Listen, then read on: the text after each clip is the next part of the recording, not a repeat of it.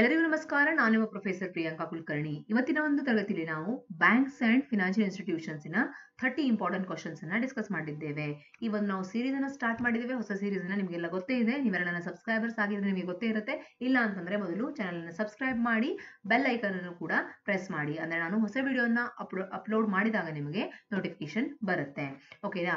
So ಮೊದಲ ಎರಡು videos ಅಲ್ಲಿ ನಾವು ಏನ್ ಮಾಡಿದೀವಿ, ಸ್ಟಾಟಿಸ್ಟಿಕ್ಸ್ ಮತ್ತೆ ಬಿಸ್ನೆಸ್ ರಿಸರ್ಚ್, ಓಕೆನಾ, ರಿಸರ್ಚ್ ಮತ್ತೆ ಸ್ಟಾಟಿಸ್ಟಿಕ್ಸ್ ನ ಕ್ವಶನ್ಸ್ ಅನ್ನ ಅಪ್ಲೋಡ್ ಮಾಡಿದೀವಿ. ಇವತ್ತು ನಾವು ಏನ್ ಮಾಡ್ತಾ ಇದ್ದೀವಿ, ಬ್ಯಾಂಕ್ಸ್ ಅಂಡ್ ಫಿನಾನ್ಷಿಯಲ್ ಇನ್ಸ್ಟಿಟ್ಯೂಷನ್ಸ್ ನ ಕ್ವಶನ್ಸ್ ನ ಅಪ್ಲೋಡ್ ಮಾಡ್ತಾ ಇದ್ದೇವೆ. ಓಕೆನಾ? ಮೊದಲ ಎರಡು ವಿಡಿಯೋಗೆ ನೀವು ತುಂಬಾನೇ ಸಪೋರ್ಟ್ ಮಾಡಿದೀರಾ, ತುಂಬಾ ಶೇರ್ ಮಾಡಿದೀರಾ. ನನ್ನ ಒಂದು ಎಕ್ಸ್ಪೆಕ್ಟೇಷನ್ಸ್ ಗಿಂತ ಜಾಸ್ತಿನೇ ನೀವು ವ್ಯೂಸ್ ಅನ್ನ ತಂದ್ಕೊಟ್ಟಿದ್ದೀರಾ ಆ ವಿಡಿಯೋಸ್ಗೆ. ಈ ಒಂದು ವಿಡಿಯೋವನ್ನು ಕೂಡ ಮ್ಯಾಕ್ಸಿಮಮ್ ಶೇರ್ ಮಾಡಿ. ನಿಮ್ಮ ವ್ಯೂಸ್ ಎಷ್ಟು ಜಾಸ್ತಿ ಬರುತ್ತೋ ಅಷ್ಟು ನನಗೆ ಪ್ರೋತ್ಸಾಹ ಸಿಗುತ್ತೆ. So banks and financial institutions ಅನ್ನೋದು one of the important topics from our commerce syllabus. ಅದರ ಜೊತೆಗೆ ಈ ಒಂದು ಚಾಪ್ಟರ್ ಏನಿದೆ, ತುಂಬಾ ಕ್ವಶನ್ಸ್ ಅನ್ನು ಕೂಡ ಇದರಿಂದ ಕೇಳ್ತಾರೆ. ಅದರೊಂದಿಗೆ ಈ ಒಂದು ಚಾಪ್ಟರ್ ಏನಿದೆ ಇದು ಈಸಿ ಕೂಡ ಅನ್ಬೋದು ನಾವು. ಯಾಕಂದ್ರೆ ಇಲ್ಲಿ ಕೆಲವೊಂದು ಇಯರ್ಸ್ ಅನ್ನ ನೆನಪಿಟ್ಕೊಳ್ಬೇಕು, ಕೆಲವೊಂದು ಯಾವುದು ಸೆಂಟ್ರಲ್ ಬ್ಯಾಂಕ್ ಇದೆ ಅಥವಾ ಯಾವ ಯಾವ ಕ್ಷೇತ್ರದಲ್ಲಿ, ಫಾರ್ ಎಕ್ಸಾಂಪಲ್ ಏನ್ ಕೇಳ್ತಾರೆ ಹೇಳಿ, ಸ್ಟಾಕ್ ಮಾರ್ಕೆಟ್ ಅನ್ನ ಯಾರು ರೆಗ್ಯುಲೇಟ್ ಮಾಡ್ತಾರೆ, ಯಾರು ಮ್ಯಾನೇಜ್ ಮಾಡ್ತಾರೆ, ಈ ರೀತಿ ಬೇಸಿಕ್ ಕ್ವಶನ್ ಕೇಳಬಹುದು, ಅಡ್ವಾನ್ಸ್ ಕ್ವಶನ್ ಕೂಡ ಕೇಳಬಹುದು. ಎರಡು ರೀತಿಯ ಕ್ವಶನ್ಸ್ ಕೂಡ ಇಲ್ಲಿ ಬರಬಹುದು. ಓಕೆ, ಫಸ್ಟ್ ನಾನು ಬೇಸಿಕ್ಸ್ ಇಂದ ಅಡ್ವಾನ್ಸ್ ಗೆ ಹೋಗ್ತಾ ಇದ್ದೀನಿ. Which is the central bank of India? ನಿಮಗೆಲ್ಲ ಗೊತ್ತೇ ಇದೆ, reserve Bank of India is the central bank of India. ಅದರ ಜೊತೆಗೆ ಬೇರೆ ಏನು ಆಪ್ಷನ್ಸ್ ಕೊಟ್ಟಿದ್ದಾರೆ ಅದರ ಬಗ್ಗೆ ಸ್ವಲ್ಪ ಸ್ವಲ್ಪ ನೋಡ್ಕೊಂಡು ಹೋಗೋಣ. SBI ಅಂದ್ರೆ ಸ್ಟೇಟ್ ಬ್ಯಾಂಕ್ ಆಫ್ ಇಂಡಿಯಾ, ಇದೊಂದು ಕಮರ್ಷಿಯಲ್ ಬ್ಯಾಂಕ್. ಇದನ್ನ ನಾವು ಪಬ್ಲಿಕ್ ಸೆಕ್ಟರ್ ಬ್ಯಾಂಕ್ ಅಂತ ಕನ್ಸಿಡರ್ ಮಾಡ್ತೀವಿ. ನಬಾರ್ಡ್ ಅಂದ್ರೆ ಏನು, national bank for agriculture and rural development ಅಂತೀವಿ ನಾವು. ಅಂದ್ರೆ ಅಗ್ರಿಕಲ್ಚರ್ ಮತ್ತೆ ರೂರಲ್ ಡೆವಲಪ್ಮೆಂಟ್ ನ ಇದು ಕಂಟ್ರೋಲ್ ಮಾಡುತ್ತೆ. ಆ ಒಂದು ಫೀಲ್ಡ್ ಅಲ್ಲಿ ಇದು ಅಫೆಕ್ಸ್ ಬ್ಯಾಂಕ್ ಅಂತ ನಾವು ಹೇಳ್ಬಹುದು. IDBI ಅಂದ್ರೆ ಏನು, industrial development bank of India. ಓಕೆನಾ? RBI regulates money supply and banking system. ನಿಮಗೆ ಗೊತ್ತು, ಇಂಡಿಯಾದಲ್ಲಿ ಮನಿ ಸಪ್ಲೈ ಅನ್ನ ಮತ್ತು ಬ್ಯಾಂಕಿಂಗ್ ಸಿಸ್ಟಮ್ ಅನ್ನ RBI ರೆಗ್ಯುಲೇಟ್ ಮಾಡುತ್ತೆ. ಓಕೆನಾ? Second question, very very important. RBI was established in. ನೋಡಿ, ಹಲವಾರು ಸಲ ಕ್ವಶನ್ ಅನ್ನ ಕೇಳಿದ್ದಾರೆ. RBI ಎಸ್ಟಾಬ್ಲಿಷ್ ಆದಂತ ವರ್ಷ ನಿಮಗೆ ಗೊತ್ತಿರಬೇಕು, 1st April 1935. Okay, then third question ನೋಡಿ, the primary function of commercial banks. Commercial banks ಅಂತ ಬಂದಾಗ ಅವರ ಪ್ರೈಮರಿ ಫಂಕ್ಷನ್ ಏನಾಗಿರುತ್ತೆ ನೋಡಿ. ಈಗ ಬ್ಯಾಂಕ್ಸ್ ಅನ್ನೋದು ಡಿಪಾಸಿಟ್ ಅನ್ನ ಮೊಬಿಲೈಸ್ ಮಾಡೋದು, ಅದೇ ರೀತಿ ಲೆಂಡಿಂಗ್, ಲೋನ್ ಅನ್ನ ಕೊಡೋದ್ರ ಜೊತೆಗೆ ಹಲವಾರು ಫಂಕ್ಷನ್ಸ್ ಅನ್ನ ಮಾಡ್ತಾ ಇದ್ದಾರೆ. ಆದ್ರೆ ಇಲ್ಲಿ ಪ್ರೈಮರಿ ಅಂತ ಕೇಳಿರೋದ್ರಿಂದ ನಾವು deposit mobilisation and lending loan ಅಂತ ಕನ್ಸಿಡರ್ ಮಾಡ್ತಾ ಇದೀವಿ. ಡಿಪಾಸಿಟ್ಸ್ ಅನ್ನ ಮೊಬಿಲೈಸ್ ಮಾಡೋದು, ಅದೇ ರೀತಿ ಲೋನ್ ಅನ್ನ ಕೊಡೋದು ಬ್ಯಾಂಕಿಂಗಿನ ಅಥವಾ ಕಮರ್ಷಿಯಲ್ ಬ್ಯಾಂಕಿನ, ಓಕೆ, ಸ್ಪೆಷಲಿ ಕಮರ್ಷಿಯಲ್ ಬ್ಯಾಂಕಿನ ಬೇಸಿಕ್ ಅಥವಾ ಪ್ರೈಮರಿ ಫಂಕ್ಷನ್ ಆಗಿರುತ್ತೆ. ಇಲ್ಲಿ ಉಳಿದ ಫಂಕ್ಷನ್ ಗಳನ್ನು ಕೂಡ ಅದು ಪರ್ಫಾರ್ಮ್ ಮಾಡುತ್ತೆ. ಇಶ್ಯೂ ಆಫ್ ಕರೆನ್ಸಿ ನೋಟ್ಸ್ ಅನ್ನ ಯಾರು ಮಾಡ್ತಾರೆ ಹೇಳಿ? ಇಶ್ಯೂ ಆಫ್ ಕರೆನ್ಸಿ ನೋಟ್ಸ್ ಅನ್ನ RBI ಮಾತ್ರ ಮಾಡುತ್ತೆ. Accepting deposits and lending loans ಅನ್ನ ಯಾರು ಮಾಡ್ತಾರೆ? ಕಮರ್ಷಿಯಲ್ ಬ್ಯಾಂಕ್ ಅವರು ಮಾಡ್ತಾರೆ. ಕಂಟ್ರೋಲಿಂಗ್ ಇನ್ಫ್ಲೇಷನ್, ನಿಮಗೆ ಗೊತ್ತು, ಮಾನಿಟರಿ ಪಾಲಿಸಿ ಥ್ರೂ RBI ಅವರು ಇನ್ಫ್ಲೇಷನ್ ಅನ್ನ ಕಂಟ್ರೋಲ್ ಮಾಡ್ತಾರೆ. ಫ್ರೇಮಿಂಗ್ ಫಿಸ್ಕಲ್ ಪಾಲಿಸಿ ಯಾರು ಮಾಡ್ತಾರೆ? Government of India. ಓಕೆನಾ? Okay, fourth question is the first Indian bank to be nationalised was. ನೋಡಿ, nationalisation of banks in India. Nationalisation ಅಂದ್ರೆ ಏನ್ ಹೇಳಿ, ಒಂದು ಓನರ್ಶಿಪ್ ಅನ್ನ ಪ್ರೈವೇಟ್ ಇಂದ ಪಬ್ಲಿಕ್ ಗೆ ಟ್ರಾನ್ಸ್ಫರ್ ಮಾಡ್ತಾರೆ. ಸೊ ನ್ಯಾಷನಲೈಸೇಷನ್ ಆಫ್ ಬ್ಯಾಂಕ್ಸ್ ಎರಡು ಫೇಸ್ ಅಲ್ಲಿ, ಎರಡು ಹಂತಗಳಲ್ಲಿ ಇಂಡಿಯಾದಲ್ಲಿ ಆಗಿದೆ. ನಿಮ್ಗೆಲ್ಲ ಗೊತ್ತೇ ಇರಬಹುದು, 1969 ಅಂಡ್ 1980. ಓಕೆ, ಇದೆರಡು ವರ್ಷಗಳು ತುಂಬಾ ಇಂಪಾರ್ಟೆಂಟ್ ಆಗುತ್ತೆ. 1969 ಮತ್ತೆ 1980 ಅಲ್ಲಿ ನ್ಯಾಷನಲೈಸೇಷನ್ ಆಫ್ ಬ್ಯಾಂಕ್ಸ್ ಆಗುತ್ತೆ. ಹಾಗಾದ್ರೆ 1969 ಅಲ್ಲಿ ಎಷ್ಟು ಬ್ಯಾಂಕ್ಸ್ ಆಗುತ್ತೆ ಹೇಳಿ? 14 major commercial banks. 14 major commercial banks 1969 ಅಲ್ಲಿ ನ್ಯಾಷನಲೈಸ್ ಆಗುತ್ತೆ. ಓಕೆನಾ? ಅದಾದ್ಮೇಲೆ 1980 ಅಲ್ಲಿ ಸೆಕೆಂಡ್ ಫೇಸ್, ಹೌದಾ, ಸೆಕೆಂಡ್ ಫೇಸ್ ಅಲ್ಲಿ 6 ಬ್ಯಾಂಕ್ಸ್ ನ್ಯಾಷನಲೈಸ್ ಆಗುತ್ತೆ. ಇದರ ಬಗ್ಗೆ ನಮಗೆ ಗೊತ್ತೇ ಇದೆ. ಇಲ್ಲೇನ್ ಹೇಳ್ತಾ ಇದ್ರೆ, the first Indian bank to be nationalised was. ನೋಡಿ, ಇಂಪೀರಿಕಲ್ ಬ್ಯಾಂಕ್ ಆಫ್ ಇಂಡಿಯಾ 1955 ಅಲ್ಲಿ ಇದನ್ನ ಏನ್ ಮಾಡ್ತೀವಿ ನಾವು? ನ್ಯಾಷನಲೈಸ್. ಅಂದ್ರೆ ಫಸ್ಟ್ ಟೈಮ್ ಎರಡು ಹಂತಗಳಲ್ಲಿ ಮೇಜರ್ ಬ್ಯಾಂಕ್ಸ್ ಆಗಿದ್ದು ಯಾವಾಗ? 1969 ಅಂಡ್ 1980 ಅಲ್ಲಿ ಎರಡು ಹಂತಗಳಲ್ಲಿ ನ್ಯಾಷನಲೈಸೇಷನ್ ಆಫ್ ಬ್ಯಾಂಕ್ಸ್ ಆಗುತ್ತೆ. ಆದ್ರೆ ಇದೆಲ್ಲಕ್ಕಿಂತ ಮೊದಲು ಇಂಪೀರಿಕಲ್ ಬ್ಯಾಂಕ್ ಆಫ್ ಇಂಡಿಯಾ 1955 ಅಲ್ಲಿ ನ್ಯಾಷನಲೈಸ್ ಆಗುತ್ತೆ. ಅದರ ಹೆಸರನ್ನ ಸ್ಟೇಟ್ ಬ್ಯಾಂಕ್ ಆಫ್ ಇಂಡಿಯಾ ಅಂತ ನಾವು ಇವಾಗ ನೋಡ್ತೀವಿ. ಓಕೆ, ಸೊ ನಿಮಗೆ first Indian bank to be nationalised was ಅಂತ ಕೇಳಿದ್ರೆ ಇಂಪೀರಿಕಲ್ ಬ್ಯಾಂಕ್ ಆಫ್ ಇಂಡಿಯಾ ಅಂತ ಕರಿಬೇಕು. ಇಂಪೀರಿಕಲ್ ಬ್ಯಾಂಕ್ ಆಫ್ ಇಂಡಿಯಾದ ಈಗಿನ ಹೆಸರು state bank of India. Scheduled banks are those included in. ನೋಡಿ, ಶೆಡ್ಯೂಲ್ಡ್ ಬ್ಯಾಂಕ್ಸ್ ಅಂತ ನಾವು ಯಾವ್ದನ್ನ ಕರಿತೀವಿ ಅಂತ ಕೇಳ್ತಾ ಇದ್ದಾರೆ. ಶೆಡ್ಯೂಲ್ಡ್ ಬ್ಯಾಂಕ್ಸ್ ಅಂತ ನಾವು ಯಾವ ಬ್ಯಾಂಕ್ ಅನ್ನ ಕರಿತೀವಿ ಅಂದ್ರೆ RBI. ಓಕೆ, ನೋಡಿ, RBI ಆಕ್ಟ್ ಸೆಕೆಂಡ್ ಶೆಡ್ಯೂಲ್. ಯಾವ ಬ್ಯಾಂಕ್ಸ್ RBI ನ ಸೆಕೆಂಡ್ ಶೆಡ್ಯೂಲ್ ಅಲ್ಲಿ ಇನ್ಕ್ಲೂಡ್ ಆಗುತ್ತೋ ಆ ಬ್ಯಾಂಕ್ಸ್ ಅನ್ನ ನಾವೇನಂತ ಕರಿತೀವಿ, ಶೆಡ್ಯೂಲ್ಡ್ ಬ್ಯಾಂಕ್ಸ್ ಅಂತ ಕರಿತೀವಿ. Scheduled banks are listed in the second schedule of RBI act. RBI ಆಕ್ಟಿನ ಸೆಕೆಂಡ್ ಶೆಡ್ಯೂಲ್ ಅಲ್ಲಿ ಇನ್ಕ್ಲೂಡ್ ಆಗುವಂತ ಬ್ಯಾಂಕ್ಸ್ ಅನ್ನು ನಾವು ಏನಂತ ಕರಿತೀವಿ, ಶೆಡ್ಯೂಲ್ಡ್ ಬ್ಯಾಂಕ್ಸ್ ಅಂತ ಕರಿತೀವಿ. ನಬಾರ್ಡ್ ವಾಸ್ ಎಸ್ಟಾಬ್ಲಿಷ್ಡ್ ಇನ್, ನೋಡಿ ನಬಾರ್ಡ್ ಯಾವಾಗ ಎಸ್ಟಾಬ್ಲಿಷ್ ಆಗುತ್ತೆ, ನಬಾರ್ಡಿನ ಫುಲ್ ಫಾರ್ಮ್ ಈಗಾಗಲೇ ನಾನು ನಿಮ್ಗೆ ಹೇಳಿದೆ 1982 ಅಲ್ಲಿ ನಬಾರ್ಡ್ ಎಸ್ಟಾಬ್ಲಿಷ್ ಆಗುತ್ತೆ. ಇನ್ 1982 ಫಾರ್ ರೂರಲ್ ಕ್ರೆಡಿಟ್. ಇವರ ಮೇನ್ ಫೋಕಸ್ ಏನಾಗಿರುತ್ತೆ ಗೊತ್ತಾ, ಅಗ್ರಿಕಲ್ಚರ್ ಅಂಡ್ ರೂರಲ್ ಡೆವಲಪ್ಮೆಂಟ್ ಅಂತ ನಾವು ಹೇಳ್ತಾ ಇದೀವಿ. ಅವರ ಫೋಕಸ್ ಅಗ್ರಿಕಲ್ಚರ್ ಮತ್ತೆ rural development. Okay, regional rural banks were set up in India in, ನೋಡಿ RRBs ಯಾವಾಗ ಸೆಟ್ ಅಪ್ ಆಯ್ತು ಅಂತ ಕೇಳ್ತಾ ಇದ್ದಾರೆ. RRBs was set up in 1975. ಇದೆಲ್ಲ ಇಂಪಾರ್ಟೆಂಟ್ ಇಯರ್ಸ್ ಇದೆ, ಇವುಗಳ ಬಗ್ಗೆ ಎಕ್ಸ್ಪ್ಲನೇಷನ್ ಕೊಡೋ ಅವಶ್ಯಕತೆ ಇಲ್ಲ. ಈ ಇಯರ್ಸ್ ಅನ್ನು ನೀವು ನೆನ್ಪಿಟ್ಕೊಳ್ಬೇಕಾಗತ್ತೆ. ರೀಜನಲ್ ರೂರಲ್ ಬ್ಯಾಂಕ್ಸ್ ಅಂತ ಕರಿತೀವಿ ನಾವು RRBs. ಇವುಗಳನ್ನ 1975 ಅಲ್ಲಿ ಎಸ್ಟಾಬ್ಲಿಷ್ ಮಾಡ್ತಾರೆ. ನೋಡಿ ಇದ್ರ ಬಗ್ಗೆ ಸ್ವಲ್ಪ ಎಕ್ಸ್ಪ್ಲನೇಷನ್ ನಾನು ಕೊಡ್ತಾ ಇದ್ದೀನಿ. Regional rural banks were set up in 1975 on the recommendation of Narasimhan working group 1975 to be provided credit in rural areas. ನೋಡಿ ಕನ್ಫ್ಯೂಷನ್ ಮಾಡ್ಕೊಳ್ಬೇಡಿ, ನರಸಿಂಹನ್ ಕಮಿಟಿಯಲ್ಲಿ Narasimhan committee report 1, Narasimhan committee report 2 ಅಂತ ಬರುತ್ತೆ, ಅದು ಬೇರೆ. ಇಲ್ಲಿ ನರಸಿಂಹನ್ ವರ್ಕಿಂಗ್ ಗ್ರೂಪ್ 1975 ಅನ್ನೋದು 1975 ಅಲ್ಲಿ ನರಸಿಂಹನ್ ವರ್ಕಿಂಗ್ ಗ್ರೂಪ್ ಕಮಿಟಿ ಅಂತ ಒಂದು ಸ್ಥಾಪನೆ ಆಗಿತ್ತು. 1991 ನರಸಿಂಹನ್ ಕಮಿಟಿಯ ಫಸ್ಟ್ ಅಂಡ್ ರಿಪೋರ್ಟ್, ಸೆಕೆಂಡ್ ರಿಪೋರ್ಟ್ಗಳು ಬೇರೆ. ಅರ್ಥ ಆಗ್ತಾ ಇದೆಯಾ? ಕ್ಲಿಯರ್ ಆಗಿ ಹೇಳ್ತಾ ಇದೀನಿ ನೋಡಿ. ನರಸಿಂಹನ್ ವರ್ಕಿಂಗ್ ಗ್ರೂಪ್ 1975 ಅನ್ನೋದು ಬೇರೆ, 1991 ನರಸಿಂಹನ್ ಕಮಿಟಿ ಅನ್ನೋದು ಬೇರೆ. 1975 ಅಲ್ಲಿ ಸ್ಥಾಪನೆ ಆದಂತ ವರ್ಕಿಂಗ್ ಗ್ರೂಪ್ ಕಮಿಟಿಯಲ್ಲಿ ಏನ್ ಮಾಡ್ತಾರೆ ಅಂದ್ರೆ, regional rural banks were set up in 1975 on the recommendation of Narasimhan working group ಕಮಿಟಿಯ ರೆಕಮೆಂಡೇಶನ್ ಪ್ರಕಾರ 1975 ಅಲ್ಲಿ RRBs ಅನ್ನ ಸ್ಥಾಪನೆ ಮಾಡ್ತಾರೆ. ಈಗ ನಿಮಗೆ ಕ್ವಶನ್ ಅನ್ನ ಯಾವ ರೀತಿ ಕೇಳಬಹುದು, RRBs were set up as a recommendation of which committee ಅಂತಾನು ಕೇಳಿದರೆ, ಆಗ ನಿಮಗೆ ನರಸಿಂಹನ್ ವರ್ಕಿಂಗ್ ಗ್ರೂಪ್ ಕಮಿಟೀಸ್ 1975 ಅಂತ ಗೊತ್ತಿರಬೇಕು. ಅದರಲ್ಲಿ 1991 ಅಂತ ನೀವು ಟಿಕ್ ಮಾಡಬಾರದು. ಓಕೆನಾ? 1991 ಕಮಿಟಿ ಏನ್ ಹೇಳುತ್ತೆ, ಅದರಲ್ಲಿ RRB ಕ್ರಿಯೇಷನ್ಸ್ ಬಗ್ಗೆ ಇಲ್ಲ, ಅದರಲ್ಲಿ ಬ್ಯಾಂಕಿಂಗ್ ಸೆಕ್ಟರ್ ರಿಫಾರ್ಮ್ಸ್ ಬಗ್ಗೆ ಹೇಳಿದ್ದಾರೆ. ಬ್ಯಾಂಕಿಂಗ್ ಸೆಕ್ಟರ್ ಅಲ್ಲಿ ಯಾವ ರೀತಿ ನೀವು ಚೇಂಜಸ್ ಅನ್ನ ತರಬೇಕು ಅದ್ರ ಬಗ್ಗೆ ಹೇಳಿದ್ದಾರೆ. ಮುಂದೆ ಅದನ್ನು ಕೂಡ ನಾವು ನೋಡ್ತೀವಿ. Which institution regulates the stock market in India? Very easy, SEBI. Securities exchange board of India regulate stock market. Stock market ಅನ್ನ ಮ್ಯಾನೇಜ್ ಮಾಡೋರು securities exchange board of India. ಓಕೆನಾ? RBI ಏನ್ ಮಾಡುತ್ತೆ ಅಂತ ನಾವು ಆಲ್ರೆಡಿ ನೋಡಿದ್ವಿ, ಬ್ಯಾಂಕಿಂಗ್ ರೆಗ್ಯುಲೇಷನ್ ಮಾಡುತ್ತೆ. NABARD rural development, ಓಕೆನಾ, ರೂರಲ್ ಕ್ರೆಡಿಟ್ ಮತ್ತೆ ಅಗ್ರಿಕಲ್ಚರ್ ಡೆವಲಪ್ಮೆಂಟ್ ಅನ್ನ ನೋಡುತ್ತೆ.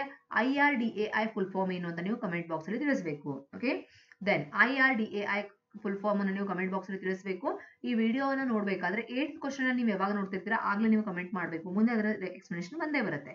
9th ಕ್ವಶನ್ ನೋಡಿ, which of the following is true about payment banks in India? ನೋಡಿ, ಪೇಮೆಂಟ್ ಬ್ಯಾಂಕ್ಸ್ ಅಂತ ಬಂದಾಗ ಈ ಬ್ಯಾಂಕ್ಗಳು ರೀಸೆಂಟ್ಲಿ ತುಂಬಾ ನಾವು ಪೇಮೆಂಟ್ ಬ್ಯಾಂಕ್ಸ್ ಅನ್ನು ನೋಡ್ತಾ ಇದ್ದೀವಿ. ಅವುಗಳ ಎಕ್ಸ್ಪ್ಲನೇಷನ್ ಫಸ್ಟ್ ನಾನು ನಿಮಗೆ ಹೇಳ್ತೀನಿ. They can accept demand deposits up to 2 lakh. ಅವರ ಒಂದು ಕ್ಯಾರೆಕ್ಟರಿಸ್ಟಿಕ್ ಏನು ಅಂದ್ರೆ, ಅವರು ಡಿಮಾಂಡ್ ಡಿಪಾಸಿಟ್ ಅನ್ನ 2 lakh ವರೆಗೂ ಅವರು ಅಕ್ಸೆಪ್ಟ್ ಮಾಡಬಹುದು. ರೆಮಿಟನ್ಸ್ ಅನ್ನ ಪ್ರೊವೈಡ್ ಮಾಡಬಹುದು, ಟ್ರಾನ್ಸ್ಫರ್ ಮಾಡಬಹುದು ಅಂಡ್ ಪೇಮೆಂಟ್ ಸರ್ವಿಸ್ ಅನ್ನ ಕೊಡಬಹುದು. ಆದ್ರೆ cannot issue loans R credit. ಅವರು ಕ್ರೆಡಿಟ್ ಕಾರ್ಡ್ಸ್ ಅನ್ನಾಗಿರಬಹುದು ಅಥವಾ ಲೋನ್ ಅನ್ನ ಕೊಡೋದಕ್ಕೆ ಸಾಧ್ಯ ಇಲ್ಲ. ಇವುಗಳನ್ನು ನಾವು ಪೇಮೆಂಟ್ ಬ್ಯಾಂಕ್ ಅಂತ ಕರಿತೀವಿ. ಏರ್ಟೆಲ್ ಪೇಮೆಂಟ್ ಬ್ಯಾಂಕ್, ಕೆಲವೊಂದು ಪೇಮೆಂಟ್ ಬ್ಯಾಂಕಿನ ಎಕ್ಸಾಂಪಲ್ಸ್ ಅನ್ನ ನೀವು ನೋಡಬಹುದು. ಪೇಮೆಂಟ್ ಬ್ಯಾಂಕ್ ಅಂತ ಬಂದಾಗ ನೆನಪಿಟ್ಕೊಳ್ಬೇಕು, ಡಿಮಾಂಡ್ ಡಿಪಾಸಿಟ್ ಅವರು 2 lakh ವರೆಗೂ ಅಕ್ಸೆಪ್ಟ್ ಮಾಡಬಹುದು. 2 ಲಕ್ಷದ ಒಂದು ಅಪ್ಪರ್ ಲಿಮಿಟ್ ಇದೆ. ರೆಮಿಟನ್ಸ್ ಅನ್ನ ಕೊಡಬಹುದು, ಪೇಮೆಂಟ್ ಸರ್ವಿಸ್ ಅನ್ನ ಕೊಡಬಹುದು, ಆದ್ರೆ ಲೋನ್ಸ್ ಮತ್ತೆ ಕ್ರೆಡಿಟ್ ಅನ್ನ ಕೊಡುವಂತ ಪರ್ಮಿಷನ್ ಅವರಿಗೆ ಇಲ್ಲ. So which of the following is true about the payment banks ಅಂತ ಕೇಳಿದ್ರೆ ನೋಡಿ, they can accept demand deposits and provide remittance services. Okay, then question number 10 ಏನು ಹೇಳ್ತಾ ಇದೆ ನೋಡಿ, which among the following is not function of RBI? RBI function ಗಳ ಬಗ್ಗೆ ನಿಮಗೆ ಗೊತ್ತೇ ಇರಬಹುದು. ಅವರು ಕರೆನ್ಸಿಯನ್ನು ಇಶ್ಯೂ ಮಾಡ್ತಾರೆ, ಕ್ರೆಡಿಟ್ ಕಂಟ್ರೋಲ್ ಅನ್ನ ಮಾಡ್ತಾರೆ ಮಾನಿಟರಿ ಪಾಲಿಸಿಯ ಥ್ರೂ. ಅದೇ ರೀತಿ ಎಕ್ಸೆಪ್ಟಿಂಗ್ ಡಿಪಾಸಿಟ್ಸ್ ಫ್ರಮ್ ಪಬ್ಲಿಕ್ ಮಾಡ್ತಾರಾ? ಇಲ್ಲ, ಡೈರೆಕ್ಟ್ ಆಗಿ ಪಬ್ಲಿಕ್ ಕಡೆಯಿಂದ RBI ಅವರು ಲೋನ್ ಅನ್ನ ಡಿಪಾಸಿಟ್ ಅನ್ನ ಎಕ್ಸೆಪ್ಟ್ ಮಾಡೋದಿಲ್ಲ. ಈ ಒಂದು ಕಮರ್ಷಿಯಲ್ ಬ್ಯಾಂಕ್ಸ್ ಏನಿದೆ ಅವರು ನಮ್ಮ ಒಂದು ನಾವೇನಂತೀವಿ SLR CRR ಫಾರ್ಮ್ ಅಲ್ಲಿ ಡಿಪಾಸಿಟ್ ಅನ್ನ ಇಡ್ತಾರೆ. ಆದ್ರೆ ನಿಮ್ಮಂತವರು ಡೈರೆಕ್ಟ್ ಆಗಿ RBI ಅಲ್ಲಿ ಡಿಪಾಸಿಟ್ ಅನ್ನ ಇಡೋದಿಲ್ಲ. So which is not function ಅಂತ ಕೇಳಿದ್ರೆ, ಯಾವುದು RBI ಫಂಕ್ಷನ್ ಅಲ್ಲ ಅಂತ ಕೇಳಿದ್ರೆ, commercial banks accept public deposits, not RBI. ಓಕೆನಾ? ಎಕ್ಸೆಪ್ಟಿಂಗ್ ಡಿಪಾಸಿಟ್ಸ್ ಫ್ರಮ್ ಪಬ್ಲಿಕ್ ಅನ್ನೋದು RBI ಫಂಕ್ಷನ್ ಅಲ್ಲ. 11ನೇ ಕ್ವಶನ್ ನೋಡಿ, which of the following regulates cooperative banks in India? ಗೊತ್ತಿರಬಹುದು ನಿಮಗೆ, ಕೋಆಪರೇಟಿವ್ ಬ್ಯಾಂಕ್ಸ್ ಅನ್ನ RBI ಮತ್ತೆ ನಬಾರ್ಡ್ ಒಟ್ಟಾರೆಯಾಗಿ, ಅಂದ್ರೆ RBI ನ ಅಂಡರೇ ಬರುತ್ತೆ, ನಬಾರ್ಡ್ ಇದನ್ನ ಕಂಟ್ರೋಲ್ ಮಾಡುತ್ತೆ. RBI regulates banking operations, NABARD supervises rural credit functions. ಅಂದ್ರೆ ಬ್ಯಾಂಕಿಂಗ್ ಆಪರೇಷನ್ಸ್ ಏನಿದೆ ಅದನ್ನ RBI ರೆಗ್ಯುಲೇಟ್ ಮಾಡುತ್ತೆ. ಈ ಒಂದು ಕೋಆಪರೇಟಿವ್ ಬ್ಯಾಂಕ್ ಗಳಲ್ಲಿ ನಬಾರ್ಡ್ ಏನ್ ಮಾಡುತ್ತೆ, ಕೆಲವೊಂದು ಫಂಕ್ಷನ್ಸ್ ಲೈಕ್ ರೂರಲ್ ಕ್ರೆಡಿಟ್ ಅನ್ನ ಸೂಪರ್ವೈಸ್ ಮಾಡೋದನ್ನ ಮಾಡುತ್ತೆ. Okay, which institution launched priority sector lending certificate? ನಿಮ್ಗೆ ಗೊತ್ತಿರಬೇಕು, ಪ್ರಯಾರಿಟಿ ಸೆಕ್ಟರ್ ಲೆಂಡಿಂಗ್ ಸರ್ಟಿಫಿಕೇಟ್ ಅಂತ ಒಂದು ಸರ್ಟಿಫಿಕೇಟ್ ಅನ್ನ ಇಶ್ಯೂ ಮಾಡ್ತಾರೆ. ಯಾರು ಇಶ್ಯೂ ಮಾಡ್ತಾರೆ ಅಂದ್ರೆ RBI ಅವರು. RBI introduced priority sector lending certificate to enable banks to meet PSL targets. ಅಂದ್ರೆ ಪ್ರಯಾರಿಟಿ ಸೆಕ್ಟರ್ ಲೆಂಡಿಂಗ್ ಅಂದ್ರೆ ಏನು? ಫಾರ್ ಎಕ್ಸಾಂಪಲ್ ಅಗ್ರಿಕಲ್ಚರಿಗೆ ಅಥವಾ ಚಿಕ್ಕ ಪುಟ್ಟ ಉದ್ಯಮಿಗಳಿಗೆ, ಹೀಗೆ ಕೆಲವೊಂದು ಕ್ಷೇತ್ರಗಳಿಗೆ ಲೋನ್ ಅನ್ನ ಕೊಡಲೇಬೇಕು ಅನ್ನುವಂತ ಕಂಪಲ್ಷನ್ ಇರುತ್ತೆ. ಅದನ್ನ ಆ ಒಂದು ಸರ್ಟಿಫಿಕೇಟ್ ಅನ್ನ ನಾವು ಪ್ರಯಾರಿಟಿ ಸೆಕ್ಟರ್ ಲೆಂಡಿಂಗ್ ಸರ್ಟಿಫಿಕೇಟ್ ಅಂತ ಕರಿತೀವಿ. ಅದನ್ನ ಇಶ್ಯೂ ಮಾಡೋರು ಯಾರು? RBI, Reserve Bank of India. Okay, next question ನೋಡಿ, the lender of last resort in India is. ಇದರ ಅರ್ಥ ಏನು? ನಮಗೆ ಕೊನೆಯ ಆಸರೆ ಅಂದ್ರೆ ಬ್ಯಾಂಕ್ಗಳಿಗೆ ಎಲ್ಲೂ ಹೆಲ್ಪ್ ಸಿಗ್ಲಿಲ್ಲ ಅಥವಾ ಅವರಿಗೆ ಮ್ಯಾನೇಜ್ ಆಗ್ಲಿಲ್ಲ ಅಂದ್ರೆ RBI ಕಡೆಯಿಂದ ಅವರು ಹಣವನ್ನ ಮ್ಯಾನೇಜ್ ಮಾಡ್ತಾರೆ. ಸೊ ಅದಕ್ಕಾಗಿ ನಾವು ಲೆಂಡರ್ ಆಫ್ ಲಾಸ್ಟ್ ರಿಸೋರ್ಟ್ ಅಂದ್ರೆ ಕೊನೆಯ ಆಸರೆ ಬ್ಯಾಂಕ್ಗಳಿಗೆ ಯಾರು ಅಂದ್ರೆ RBI. ಅರ್ಥ ಆಯ್ತಾ? Then the headquarter of Asian development bank. Asian development ADB ಯ ಫುಲ್ ಫಾರ್ಮ್ ನಿಮಗೆ ಗೊತ್ತಿರಬೇಕು, ಏಷಿಯನ್ ಡೆವಲಪ್ಮೆಂಟ್ ಬ್ಯಾಂಕ್ ಅಂತ. ಇದರ ಹೆಡ್ ಕ್ವಾರ್ಟರ್ ಇರೋದು ನೋಡಿ, answer is A, Manila, Philippines. Okay, Philippines ಅಲ್ಲಿ ಇದರ ಹೆಡ್ ಕ್ವಾರ್ಟರ್ ಇದೆ. Which Indian bank was nationalised in 1969? ನೋಡಿ, 14 ಬ್ಯಾಂಕ್ಸ್ ನ್ಯಾಷನಲೈಸ್ ಆಗುತ್ತೆ. 14 banks were nationalised in 1969 including Punjab National Bank. ಇಲ್ಲಿ ಕೊಟ್ಟಿರುವ ಬ್ಯಾಂಕ್ಗಳಲ್ಲಿ ಪಂಜಾಬ್ ನ್ಯಾಷನಲ್ ಬ್ಯಾಂಕ್ ಅನ್ನು ನಾವು ಸ್ಟಿಕ್ ಮಾಡಿದೀವಿ. ಅದರ ಜೊತೆಗೆ ಇನ್ನು 14 ಬ್ಯಾಂಕ್ಸ್ ಏನಾಗುತ್ತೆ 1969 ಅಲ್ಲಿ ನ್ಯಾಷನಲೈಸ್ ಆಗುತ್ತೆ. Which of the following is not function of commercial banks? Commercial ಬ್ಯಾಂಕಿನ ಫಂಕ್ಷನ್ ಯಾವುದು ಅಲ್ಲ. ನೋಡಿ, ಕಮರ್ಷಿಯಲ್ ಬ್ಯಾಂಕ್ಸ್ ಏನ್ ಮಾಡುತ್ತೆ? ಡಿಪಾಸಿಟ್ ಅನ್ನ ಎಕ್ಸೆಪ್ಟ್ ಮಾಡುತ್ತೆ, ಲೋನ್ಸ್ ಅನ್ನ ಕೊಡುತ್ತೆ, ಏಜೆನ್ಸಿ ಸರ್ವಿಸ್ ಅನ್ನ ಕೂಡ ಕೊಡುತ್ತೆ. ಕರೆನ್ಸಿ ನೋಟ್ಸ್ ಅನ್ನ ಇಶ್ಯೂ ಮಾಡುವ ಕೆಲಸ RBI ಇದು, ನಾಟ್ ಕಮರ್ಷಿಯಲ್ ಬ್ಯಾಂಕ್ಸ್. ನೆನಪಿಟ್ಕೊಳ್ಬೇಕು. Banking ombudsman scheme was introduced in. Banking ombudsman scheme ಅಂದ್ರೆ ಏನು? ಕೆಲವೊಂದು ರೂಲ್ಸ್ ಅಂಡ್ ರೆಗ್ಯುಲೇಷನ್ಸ್ ಇರುತ್ತೆ ರಿಗಾರ್ಡಿಂಗ್ ಬ್ಯಾಂಕಿಂಗ್. ಅದನ್ನ ಇಂಟ್ರೊಡ್ಯೂಸ್ ಮಾಡಿದ್ದು 1995 ಅಲ್ಲಿ. ಓಕೆ, ದೆನ್ ಇಯರ್ಸ್ ಅಲ್ಲಿ ಏನು ಎಕ್ಸ್ಪ್ಲನೇಷನ್ ಕೊಡುವಂತ ಅವಶ್ಯಕತೆ ಇಲ್ಲ, ಅದನ್ನ ನೀವು ನೆನಪಿಟ್ಕೊಳ್ಬೇಕಾಗತ್ತೆ ಅಷ್ಟೇ. Which act regulates the insurance sector in India? ನೋಡಿ, ಈಗಲೇ ನಾನು ನಿಮ್ಗೆ ಹೇಳ್ತಾ ಇದ್ದೆ, ಮೇಲೆ ಒಂದು ಫುಲ್ ಫಾರ್ಮ್ ಅನ್ನ ನಾನು ಕೇಳಿದ್ದೆ ನಿಮ್ಗೆ 8th ಕ್ವಶನ್ ಅಲ್ಲಿ. ಅದನ್ನ ನೀವು ಆಲ್ರೆಡಿ ಹೇಳಿದ್ರಿ ಅಂದ್ರೆ ಇದಕ್ಕೆ ರಿಲೇಟೆಡ್ ಇದೆ. ನೋಡಿ, which act regulates the insurance sector in India? ನೋಡಿ, ನಾವೇನ್ ಹೇಳ್ತಾ ಇದೀವಿ? ಬೋತ್ A and B ಅಂತ. IRDA act 1999 and insurance act 1938. Insurance regulatory and development authority act 1999 ಮತ್ತೆ ಇನ್ಶೂರೆನ್ಸ್ ಆಕ್ಟ್ 1938 ಇವೆರಡೂ ಕೂಡ ಇನ್ಶೂರೆನ್ಸ್ ಸೆಕ್ಟರ್ ಅನ್ನ ರೆಗ್ಯುಲೇಟ್ ಮಾಡುತ್ತೆ. ಅರ್ಥ ಆಗ್ತಾ ಇದೆಯಾ? Then the headquarter of EXIM bank is located at. EXIM bank ಅಂದ್ರೆ ಎಕ್ಸ್ಪೋರ್ಟ್ ಇಂಪೋರ್ಟ್ ಬ್ಯಾಂಕ್ ಅಂತ. ಇದರ ಒಂದು ಹೆಡ್ ಕ್ವಾರ್ಟರ್ ಇರೋದು ಮುಂಬೈಯಲ್ಲಿ.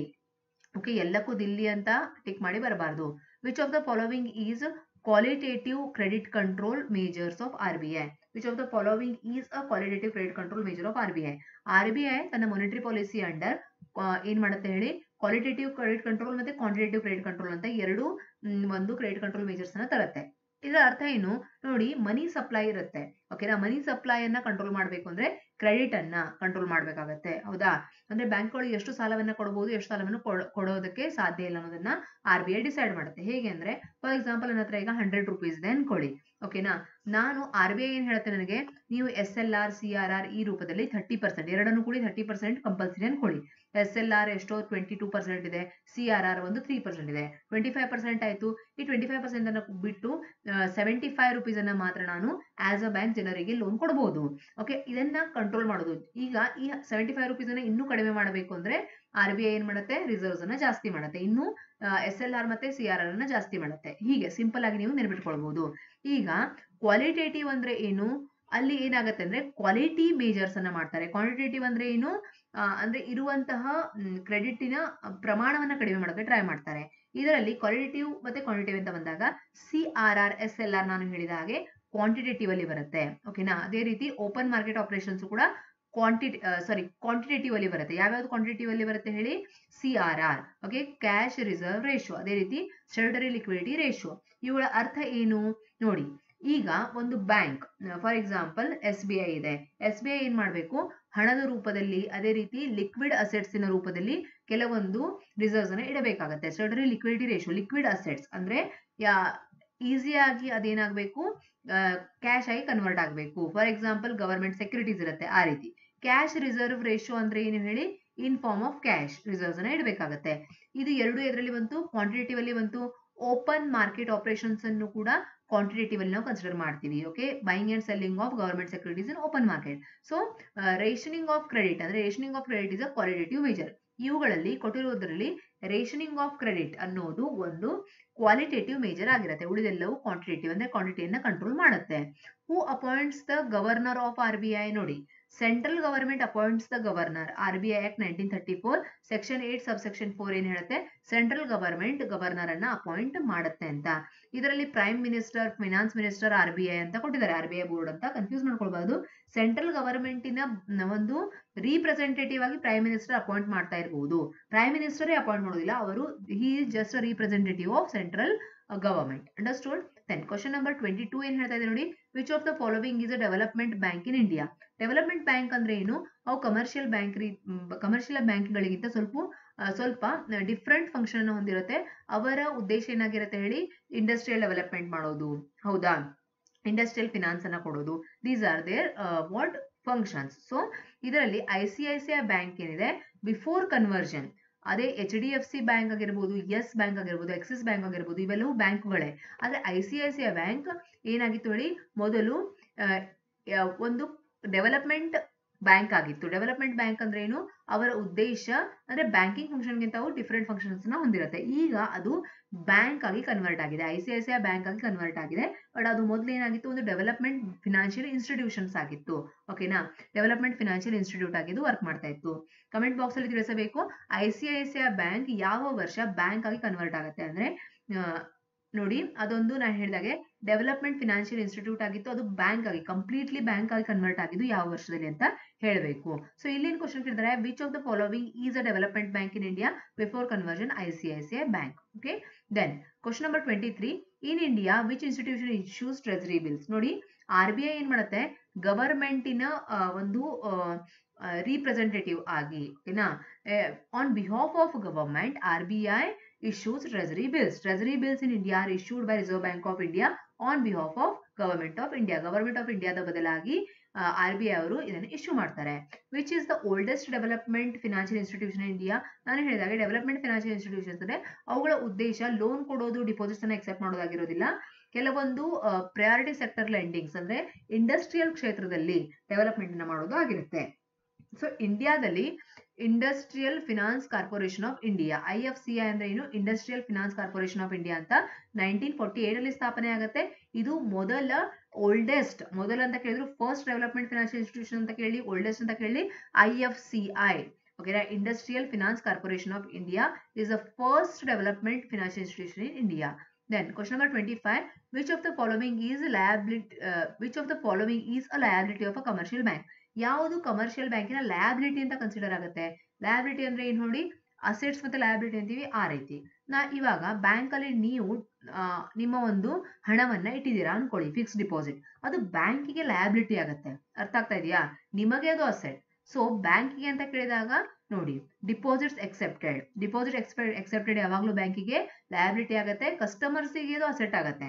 ಅದೇ ಕ್ಯಾಶ್ ಇನ್ ವಾಲ್ಟ್ ಆಗಿರ್ಬೋದು, ಲೋನ್ಸ್ ಗಿವನ್ ಆಗಿರ್ಬೋದು, ಇನ್ವೆಸ್ಟ್ಮೆಂಟ್ಸ್ ಇನ್ ಬಾಂಡ್ ಆಗಿರ್ಬೋದು, ಇವುಗಳೆಲ್ಲ ಬ್ಯಾಂಕಿಗೆ ಅಸೆಟ್ ಆಗಿ ಕನ್ಸಿಡರ್ ಆಗುತ್ತೆ. ಓಕೆನಾ, then which of the following institution regulates NBFCs in India. ತುಂಬಾ important. Non banking financial corporations ಅಥವಾ ಕಂಪನೀಸ್ ಅನ್ನ ಯಾರು ರೆಗ್ಯುಲೇಟ್ ಮಾಡ್ತಾರೆ? RBI. ಇವರನ್ನು ಕೂಡ RBI ನ ರೆಗ್ಯುಲೇಟ್ ಮಾಡುತ್ತೆ. ಕನ್ಫ್ಯೂಷನ್ ಮಾಡ್ಕೊಳ್ಬಾರ್ದು, ಬ್ಯಾಂಕ್ ಮತ್ತೆ ನಾನ್ ಬ್ಯಾಂಕಿಂಗ್ ಎರಡನ್ನೂ ಕೂಡ RBI ರೆಗ್ಯುಲೇಟ್ ಮಾಡುತ್ತೆ. Question number 27, the SLR requirement is maintained by banks in the form of. ನೋಡಿ ಸ್ಟ್ಯಾಟ್ಯುಟರಿ ಲಿಕ್ವಿಡಿಟಿ ರೇಷಿಯೋ ಅಂತ ಮೇಲೆ ಕೂಡ ಬಂದಿತ್ತು. ಇದನ್ನ ಯಾವ ಫಾರ್ಮ್ ಅಲ್ಲಿ, ಯಾವ ರೂಪದಲ್ಲಿ ಬ್ಯಾಂಕ್ಸ್ ಮೇಂಟೈನ್ ಮಾಡುತ್ತೆ? ನೋಡಿ, ಗೋಲ್ಡ್ ಅಲ್ಲಿ, ಅಪ್ರೂವ್ಡ್ ಸೆಕ್ಯೂರಿಟೀಸ್ ಅಲ್ಲಿ, ಕ್ಯಾಶ್ ಅಲ್ಲಿ. ನಾನು ಹೇಳಿದಾಗೆ ಯಾವುದೇ ಲಿಕ್ವಿಡ್ ಅಸೆಟ್ ಅಲ್ಲಿ ಕೂಡ, ಗೋಲ್ಡ್ ಕೂಡ ಲಿಕ್ವಿಡ್ ಅಸೆಟ್, ಅಪ್ರೂವ್ಡ್ ಸೆಕ್ಯೂರಿಟೀಸ್. ಓಕೆನಾ, ಅಪ್ರೂವ್ಡ್ ಸೆಕ್ಯೂರಿಟೀಸ್ ಅಂದ್ರೆ ಗವರ್ಮೆಂಟ್ ಕೆಲವೊಂದು ಸೆಕ್ಯೂರಿಟೀಸ್ಗೆ ಅಪ್ರೂವ್ ಕೊಟ್ಟಿರುತ್ತೆ, ಅದನ್ನ ಮಾತ್ರ. ಅದೇ ರೀತಿ ಕ್ಯಾಶ್. ಅರ್ಥ ಆಯ್ತಾ? ಕ್ಯಾಶ್ ಓನ್ಲಿನ ಅಲ್ಲ, ಓನ್ಲಿ ಗವರ್ಮೆಂಟ್ ಸೆಕ್ಯೂರಿಟೀಸ್ ಅಲ್ಲ, gold, approved securities and cash. Okay, question number 28, which bank introduced the first credit card in India? Very important. ನೋಡಿ, central bank of India introduce credit card in 1980. ನೆನಪಿಟ್ಕೊಳ್ಬೇಕು.